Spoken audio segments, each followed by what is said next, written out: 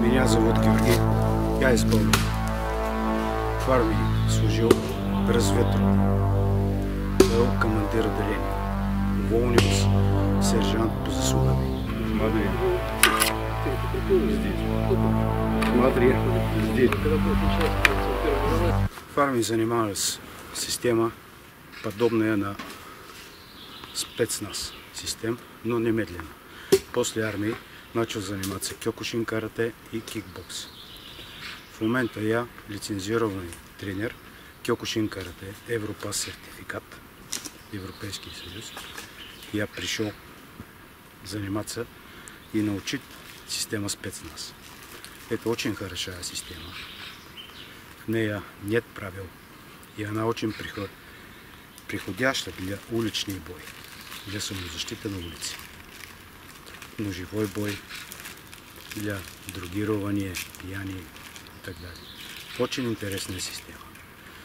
В нея методика и система на обучение пригодена как армии, но в цивилния живот.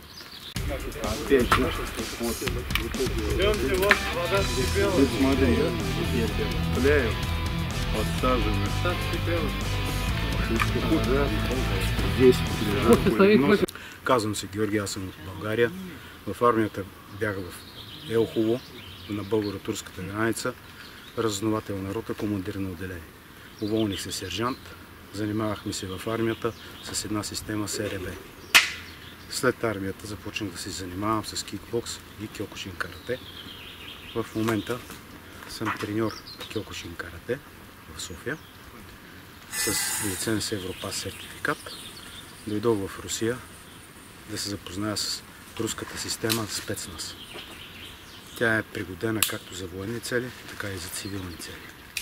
В цивилния живот. Хубавото при нея е, че няма правила.